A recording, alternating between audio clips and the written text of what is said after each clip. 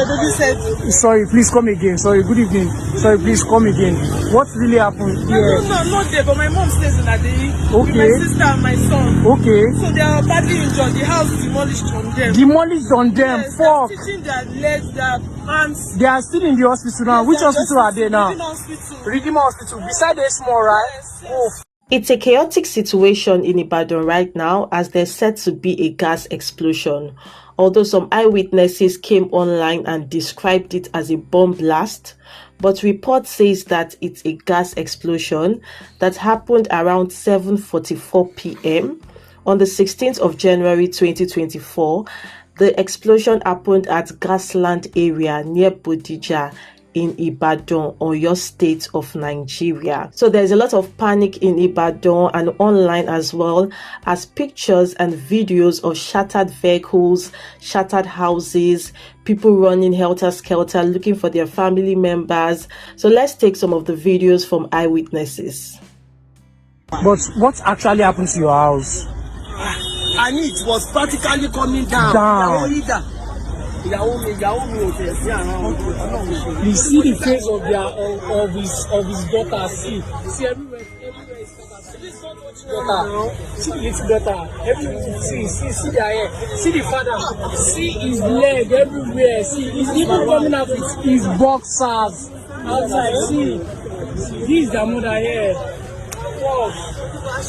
Thank God for life. Thank God. Thank God. Thank God.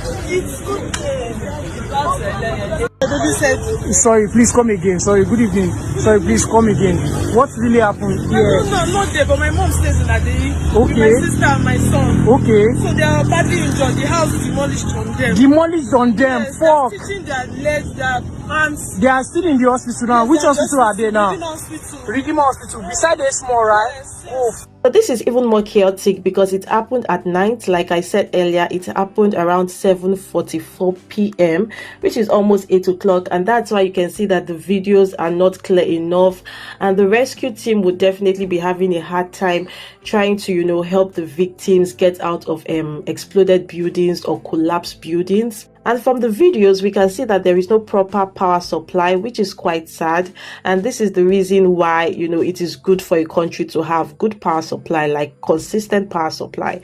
Because if there was proper lighting in these areas, then the rescue team would find it easy. Not just the rescue team, but, good Samaritans, passerbys, people will find it easy to help wounded victims and all of that.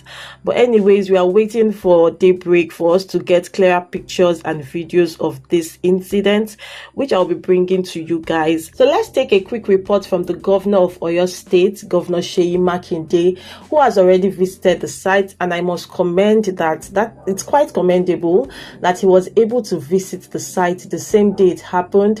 Seeing that it happened at night, he still abandoned everything he was doing and made way to the site. So we have to commend good character when we see one. And he made this post. He said, "We visited the scene of the explosion, which occurred at about 7:44 p.m. yesterday, 16th of January 2024 in Bodija, Ibadan. This unfortunate incident resulted in death and injury to the residents in the vicinity and also affected properties. We have already deployed first responders and are all relevant agencies within Oyo State to carry out comprehensive search and rescue operations. These operations will continue throughout the night. Earth-moving equipment, ambulances, emergency lights, and securities were deployed to the scene of the incident. The wounded and injured are being treated and moved to public and private hospitals within Ibadan. Medical personnel are on standby at these hospitals to provide all needed assistance to the injured. We have visited UCH to see some of those injured during the incident. In total, we have 77 injured victims so far, most of whom were treated and discharged, and 2 fatalities. May their souls rest in peace, and may God give their loved ones the fortitude to bear this irreplaceable loss. I have directed that the medical bills of all victims be covered by the government. We will also be providing temporary accommodation for those whose houses were affected and ensuring that they are supported to rebuild their lives. Preliminary investigations by the security agencies revealed that illegal miners occupying one of the houses in Bodija had stored explosive devices there, which caused the blast. The investigations are ongoing. All those found culpable for this will be brought to book. I urge all residents to please call 615 for any emergencies they may be experiencing at this time, and to remain calm and stay away from the immediate scene of the incident to allow rescue operations to be carried out without interference. We are grateful to the first responders, security personnel, and all those who are at the scene to assist with the rescue operations, as well as the medical personnel taking care of the injured. Please say a prayer for those who have been affected by this disaster as we continue with the rescue operation. So that is a post that was made by the governor of Oyo State, Governor Seyi Makinde, after he had visited the site. As you can see, the video is of him, visiting the site of the explosion. It's been the devastation here, and from what we've gathered so far, the likelihood is that you have illegal miners toying with explosives around this place. We've always said to people that when you see something, say something, and then the authorities should be able to do something. This is quite unfortunate. At this stage, is just to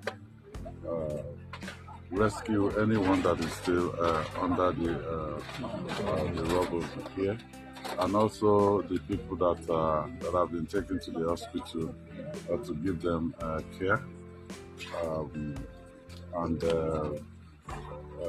also some of the people who have their houses destroyed, provide temporary accommodation for them at hotels within the city. And then in the morning, we definitely will continue the investigation. The affected families, I'll say, the government is here. We will support them in the recovery effort. But most importantly, we'll react appropriately to this incident. It's just it's devastating. It's something that it's difficult to wrap one's head around this. Eyewitnesses of the explosion described it as a very loud sound, which made them say it's a bomb blast. And people said immediately the sound happened, they noticed that their buildings were coming down, their roofs were coming down. Some people said their houses were collapsing.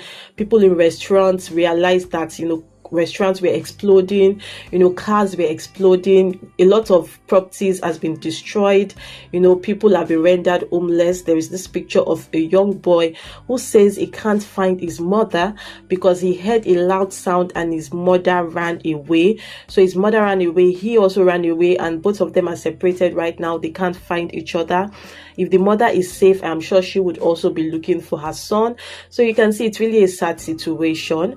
So we'll just take this post that I found online, and this person said, this incident in Ibadan shows that the emergency system in our country is dead. See how they are parking injured people inside private e-logs and bike instead of ambulance. Out of 24 hours in a day, take 23 hours to lay curses on our politicians. It shall never be well with them. But anyways, I don't know about the curses, but I can say that his report is quite true, because there's this video of injured victims. I think that's a police truck or something, which is quite bad.